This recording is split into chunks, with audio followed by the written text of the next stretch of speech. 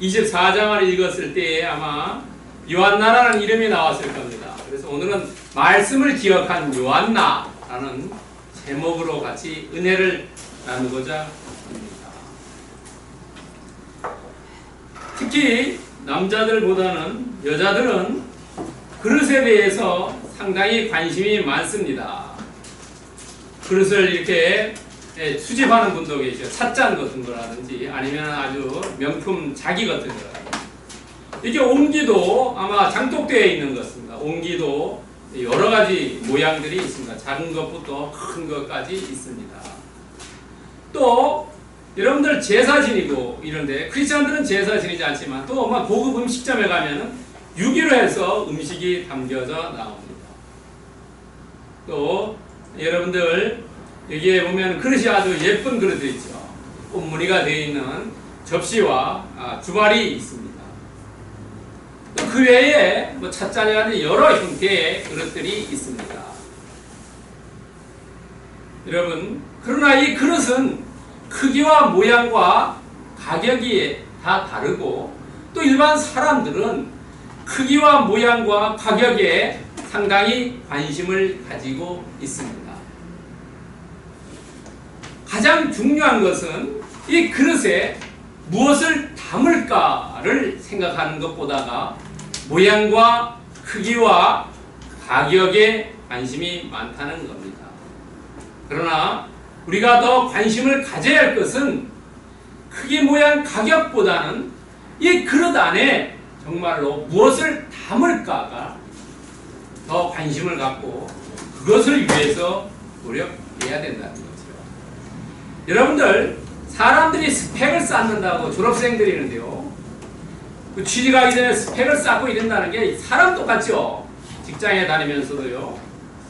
그런데 그 스펙 쌓는 것보다가 정말로 나의 내면을 무엇으로 채울까 하는 것이 중요합니다. 여러분들 안에 어떤 것으로 채워졌느냐에 따라서 그 사람의 가치 평가가 달라진다는 거죠. 왜냐하면 사도행전 9장 15절에 보면은 하나님께서 사도 바울에게 이야기합니다. 택한 나의 그릇이라고 얘기합니다. 사도 바울. 하나님께서 사도 바울을 강권적으로 택해갖고 나의 그릇이라고 얘기했어요. 사도 바울은 안에 무엇이 가득 찼겠습니까? 여러분들, 일설에 의하면은 사도 바울은 키도 작았고 생김새도 별 볼 일 없었다고 이야기합니다. 왜냐하면 어떻게 아냐면 고린도 교회에 거기에 부조에 그렇게 그려져 있다고 합니다. 그러니까 이 사도 바울은 겉모습은 형편없었지만 안이 성령 충만, 말씀 충만, 은혜 충만으로 채워졌다는 거죠. 그래서 하나님께서 특별히 택한 그릇이라 해서 쓰임 받았다는 거죠. 우리 크리스찬들은 내 안에 어떤 것으로 가득 채울까 하는 거예요. 우리는 외모에 보다가 내면을 중시하고 정말로 안에 어떻게 채우는가에 따라서 쓰임받는 것이 다르다 합니다. 오늘 예배에 나오신 모든 분들은 성령 충만, 말씀 충만, 은혜 충만으로 채우셔서 하나님께 크게 쓰임받기를 축원드립니다. 아멘. 오늘 나온 대표적인 인물이 요한나라는 인물입니다. 그 사람도 안이 채워졌다는 거죠. 요한나라는 이 8절 3절과 24장 10절에 요한나라는 이름이 2번 나옵니다. 다른 어느 곳에도 나오지 않습니다. 그런데 이 이름의 뜻은 하나님은 은사라는 뜻을 가지고 있습니다. 근데 여러분들, 우리 요한복음을 쓴 요한이라든지 아니면은 세례 요한은 똑같은 의미를 가지고 있어요. 그러니까 요한나는 여성적인 이름이고 요한은 남성적인 이름이라는 겁니다. 의미는 똑같이 하나님의 은사라는 겁니다. 그런데 이 사람의 남편은 헤롯의 청지기 부사가 남편입니다. 헤롯은 이 당시에 갈릴리 지역의 왕이었습니다. 그럼 청직이라는 말은 대개 어떤 데 씁니까? 회계를 한다든지 돈을 출력하는, 오늘날로 말하면 대한민국으로 말하면 기획재정부 장관쯤입니다. 제주도로 말하면 총무과장정도죠. 이 사람이 남편입니다. 그러면은 이 헤롯, 이 사람이 통치한 갈릴리가 있는데요. 이 헤롯은 원래 아버지도 이름도 헤롯이고 동생 이름도 헤롯이고 뭐 조카 이름도 헤롯이고 뒤에 이름이 있죠. 근데 오늘 이 헤롯의 청지기 헤롯은 원래 이름은 헤롯 안디바입니다. 한국 성경에는 안디바로 나오지만 보통 안티파스라고도 얘기합니다. 이 사람은 BC 4년에서 AD 39년까지 약 43년간 이 갈릴리 지역을 통치합니다. 예수님을 태어났을 때 그 2살 밑으로 전부 죽이라고 그러죠. 그랬을 때에 그 죽이라고 명령한 사람은 헤롯 대왕입니다. 이분의 헤롯 안디바의 아버지가 그랬습니다. 여러분 착각하면 안 됩니다. 이 요한나라는 사람은 3년 동안 누가복음 8장에서부터 누가복음 24장까지 약 3년 동안 예수님을 헌신적으로 보살핍니다. 그런데 그렇게 헌신적으로 보살폈지만 성경에는 딱 2번만 이름이 나온다는 거죠. 누가복음 8장 3절과 24장 10절에 딱 2번 나와요. 2번 나오는데도 불구하고 예수님과 아닌 다른 사람과 어떤 대화를 했다는 기록이 없어요. 우리 보통 얘기하면 대화하지 않습니까? 그런 대화하는 기록이 전혀 없다는 겁니다. 이름만 단지 언급되어 있습니다. 그렇다면은 이 요한나가 활동하던 지역과 이 헤롯 안티바가 활동하는 지역이 어디냐면요. 여러분들 지도가 있습니다. 지도가 있는데요. 여기에 보면 가버나움이 있습니다. 가버나움, 요 가나, 여기에 막달라가 있고요. 여기에 디베라가 있습니다. 디베라. 이 헤롯 안티파스가 있었던 지역이 어디냐면 이 갈릴리의 주도, 오늘날만 제주도의 도청 소재지가 제주시죠. 이 당시에 갈릴리의 주도가 어디냐면 요 디베레아라는 동네입니다. 디베레아. 이 디베레아는 그 당시에 로마에서 건설한 티베리우스 황제 이름을 따가지고 만들었기 때문에 예수님은 이 디베레아라는 지역에 한 번도 가지 않으셨어요. 어떻게 보면 예수님은 민족주의자로도 볼 수 있어요. 그 이방인들이 만든 도시에 내가 한 번도 가지 않는다. 한 번도 가지 않았어요. 성경에 이런 방구도 언급이 없습니다. 역사적 사실에 보면은 여기에 주도가 있습니다. 헤롯 안티파스가 안디바가 바로 이 동네에서 살았습니다. 그런데 이 여러분들 요한복음 4장 46절에서 54장에 보면은 예수님이 2번째 기적을 행한 사건이 나옵니다. 그 기적에 난 사건에서 중요한 얘기가 나오는데 그 기적을 일으키는 예수님께 와서 부탁한 사람이 왕의 신하라고 나옵니다. 왕의 신하. 왕의 그 당시 왕이 누구냐면 안티파스라는 거예요. 헤롯 안티파스가 왕이었는데 그 신하라고 그래요. 근데 그 신하에 예수님께서 신하의 아들을 고쳐줌으로 해서 그 가족이 전체가 다 구원을 받아요. 그래서 그 구원받는 그 집하고 오늘 이 요한나하고 거의 같은 사람이라고 봅니다. 그 왕의 신하의 아들을 고쳐준 왕의 신하의 그 부인하고 여기 오늘 나온 이 요한나하고 같은 사람이라고 보기도 합니다. 왜냐하면 가만히 생각해 보세요. 자기 아들이 죽어가는 상황을 예수님을 통해서 구원을 받고 살아났죠. 그러니까 자기 남편은 일을 해야 되니까 자기가 대신 그 구원 아들을 살려준 거에 감격해가지고 교회를 열심히 예수님을 열심히 따라다니면서 섬긴다. 그 당시에 사람들은 그 요한복음의 기술은 안 해놨지만 그 사람이 요한나라는 것을 알고 있었다. 세월이 흐른 후에 우리는 잘 모르지. 여러분, 그래서 이 동네 그 사건이 일어난 것이 뭐냐면 예수님께서 그 왕의 신하한테 얘기한 것이 가나에서 얘기했어요. 그 사람 어디에 살았냐면 바보나무에 살았어요. 예수님의 활동 근거지. 요 거리가 36km. 여러분, 36km는 하루를 걸어가야 합니다. 근데 자기 아버지가 아들을 낳았다는 얘기 듣고 걸어가다가 종들과 만나서 낳았다는 걸 알게 되지. 이 사건이. 여러분, 그렇다면은 오늘 요한나, 왜냐하면 성경에 여러분들 8장 2절에 보면은 귀신 들렸고 병 고침을 받았다는 여성인데, 정확하게 이 헬라어를 잘하는 사람들이 얘기하는, 저는 잘 모릅니다만은 이 요한나가 아들이 나와서 예수님을 따라다니는지 아니면 본인이 나와서 따라다니는지 어떻게 이렇게 해석할 수도 있고 저렇게 해석할 수도 있다는 겁니다. 그런데 우리는 오늘 그 해석보다도 이 요한나 8장 3절을 통해서 이 요한나라는 사람은 어떤 사람이냐, 어떻게 예수님을 그렇게 자기의 소유를 가지고 섬겼냐. 이 사람을 보면은 첫 번째로 요한나를 보면 자원해서 섬겼다는 거예요. 자원해서 오라 그러지 않았어요. 부르지 않았어요.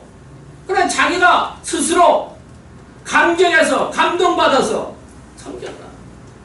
이것이 누가복음 8장 3절에 나오는 이야기랍니다. 여러분, 우리나라도 그렇지요.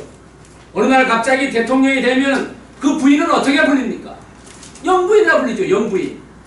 갑자기 신분이 바뀌어지지 않습니다. 이 사람은 남편이 헤롯 왕의 청직이었어요. 오늘날로 말하면 기획재정부 장관직입니다. 제주도라면 총무과장부이죠. 그러니까 신분이 높은 겁니다. 그리고 그 당시에 그 관리면은 상당히 부유했어요. 그렇지만은 부유하고 신분이 높았지만은 그것을 내려놓고 겸손히 예수님을 따라다니면서 섬겼다. 여러분, 이 섬김이 어떤 섬기냐면 따라다니면서 12명에 세탁하고 밥해주고 숙소 마련해주고 여행 경비 되는 그런 일이었다는 거죠.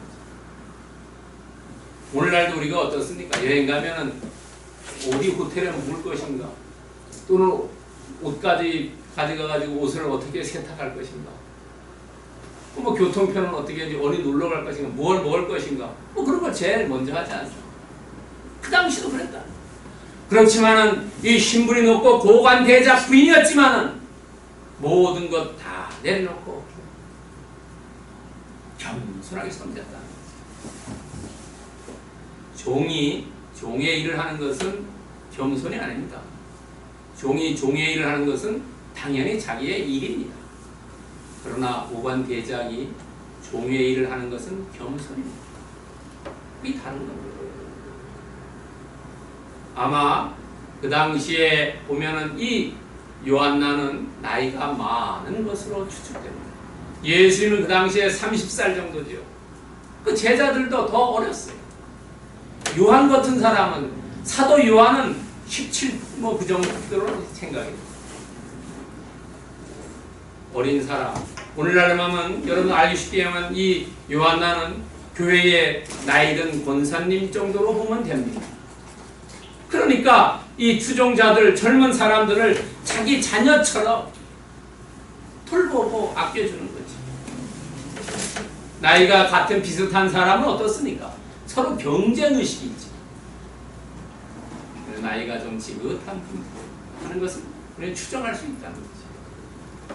세 번째는 이 요한나가 따라다닌 것은 구원에 감격했다는 거예요. 자기 아들을 낳쳤던 거, 아니면 자기가 낳았다는 거에 대해서. 우리가 교회 나오면 왜 나오겠습니까? 그러니까 하나님이 나에게 준 은혜가 많기 때문에 그 은혜를 갚아주려고 하는 거죠. 어떻게 하면 내가 하나님께 내가 받은 은혜를 되돌려 줄 수 있느냐 하는 거지. 우리는 누구나 다 빚진 자의 심정이지. 부모님께 효도하는 것도 그렇습니다. 부모님께 효도하는 것은 부모님이 나를 낳아주신 것에 감사하기 때문에 효도하는 거죠. 효도하지 않는 자식들을 보면은 감사함이 없다는 거죠.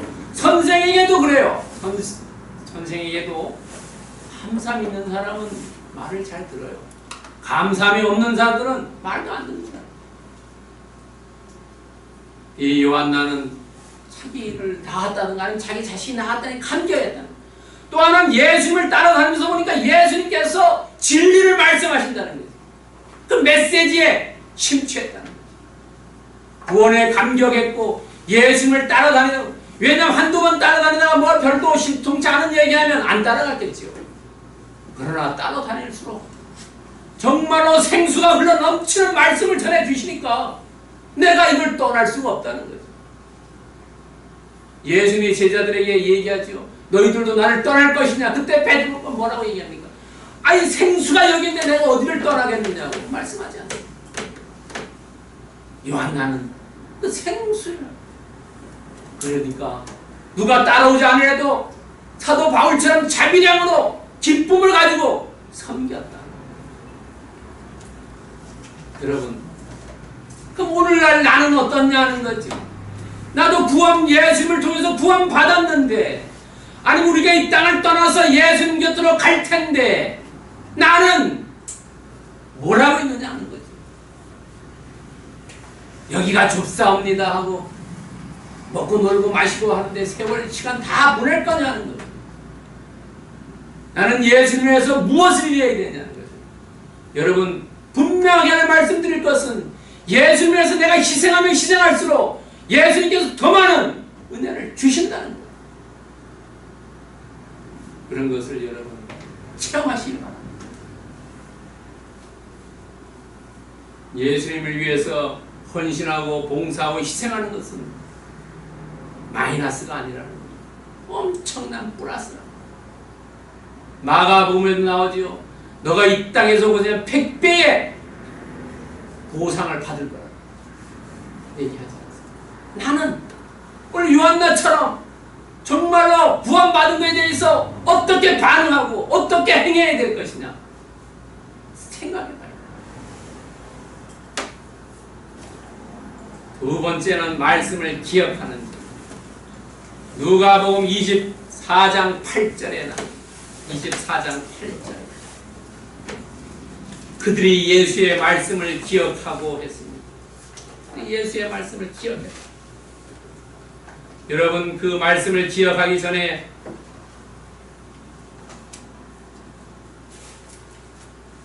(4절과 5절을) 보십시오. 이로 인하여 근심할 때 5절에 두려워 얼굴을 땅에 대니. 여러분, 우리가 어떤 일을 할 때에 근심과 두려움이 있으면 어떻게 됩니까?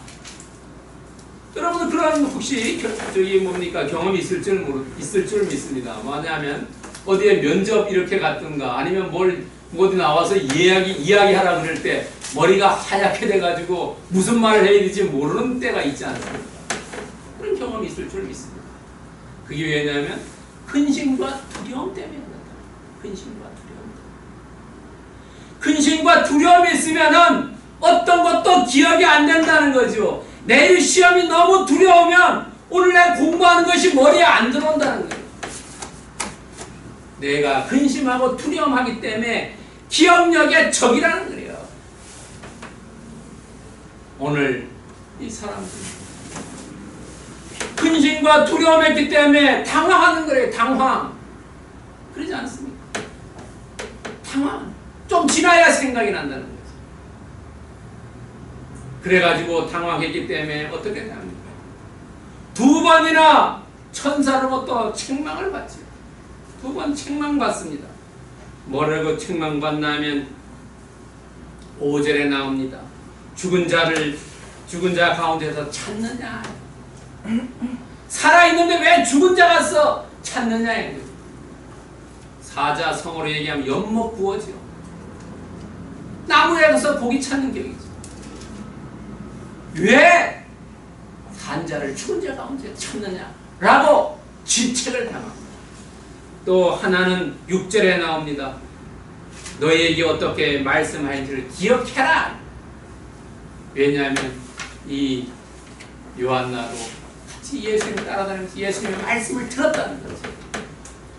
듣고 기억해야 되는데 듣고 기억 못했다는 거예요. 왜? 근심과 두려움 때문에 기억력이 스톱되고 아마 머리가 하얗게 되지 않았나 생각이 됩니다.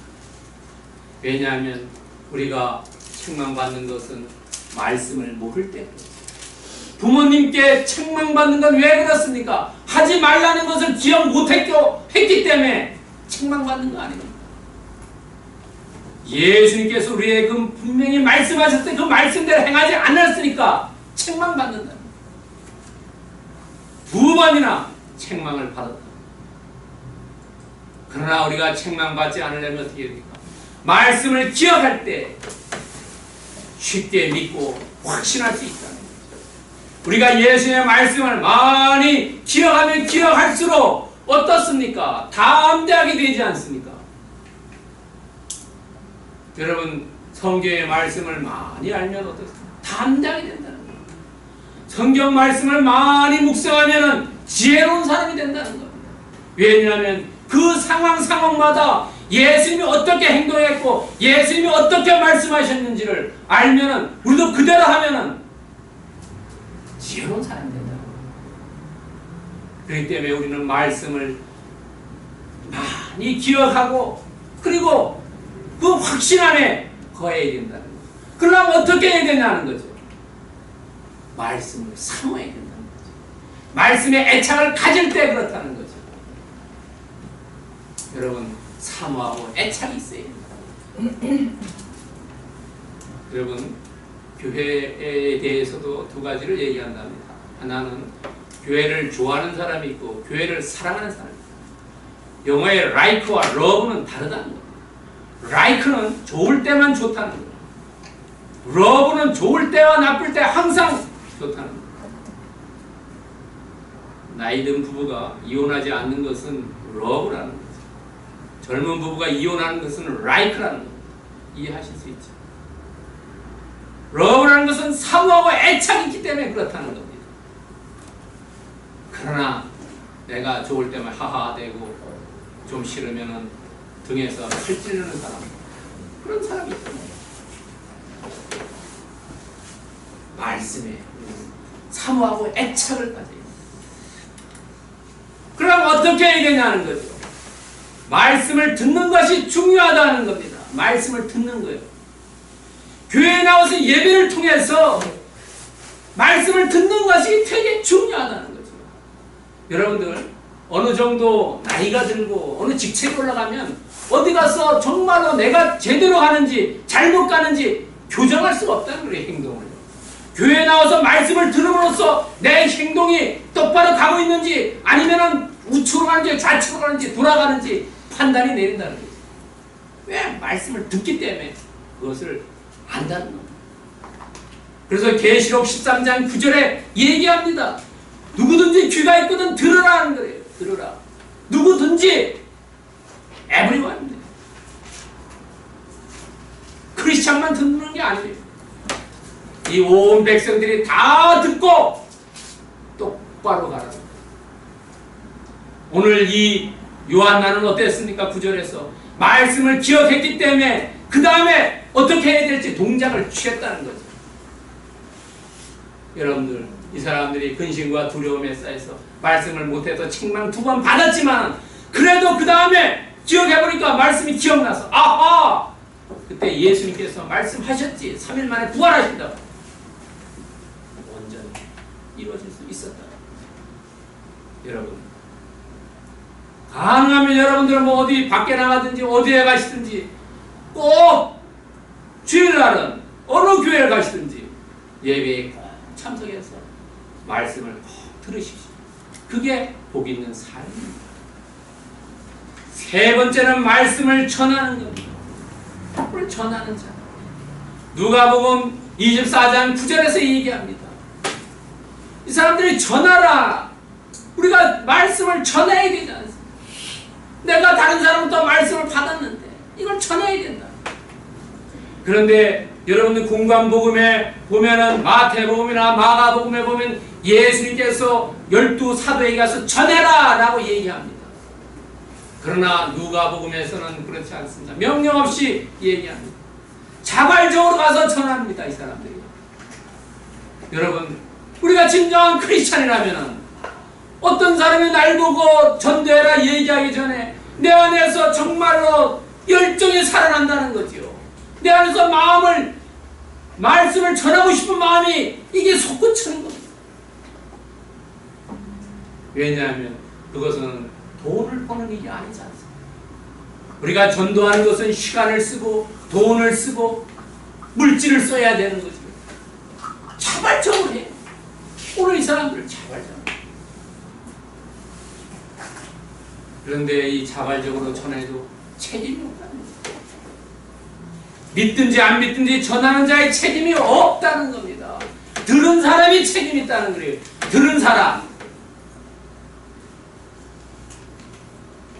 여러분, 어떤 일이 있을 때 묻지 않습니다. 물으면은 그 답해준 사람이 책임을 가져는 거예요.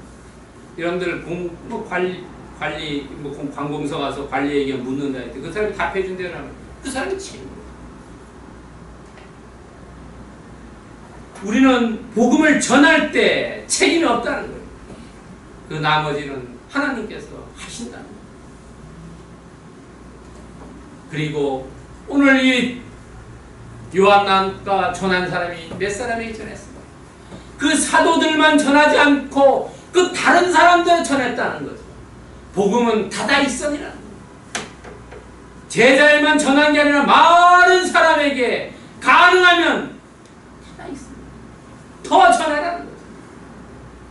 나이 많든 적든 높든 낮든 가졌든 안 가졌든 배웠든 못 배웠든 관계없이 남자든 여자든 어리든 노인이든 많이 전해요. 전하면 전할수록 하나님께서 축복받는 겁니다. 그리고 직분을 감당한 것에 대해서 하나님께서 보상해 주신다는 겁니다. 오늘 요한나는 보상을 받았어요. 처음에 8장 3절에 이름이 기록되어 있고 마지막에 24장 10절에 이름이 기록되어 있다. 그리고 또 하나의 보상은 뭐냐면 예수님께서 부활하셨을 때 그 부활을 목격한 목격자라는 두 가지의 보상을 받았습니다. 여러분, 아까 제가 말씀드렸죠. 예수님을 위해서, 교회를 위해서, 하나님 위해서 일하는 자는 반드시 거기에 희생과 봉사가 따르지만 그것을 다 그거에 30배, 60배, 100배의 결실을 얻는다. 우리가 그걸 느끼지 못할 뿐이지 하나님께서 복의 복을 더해 주십니다. 그게 아니면 하겠습니다. 여러분, 오늘 우리 실정에 봤습니다. 말씀을 알리는 것이 중요합니다. 나에게 온 말씀을 나만 가지고 있지 말고 다른 사람에게 알려주는 것. 이게 매우 중요하다. 전하는 자로서의 역할. 여러분들도 전하는 자로서의 역할하시기를 축원드립니다.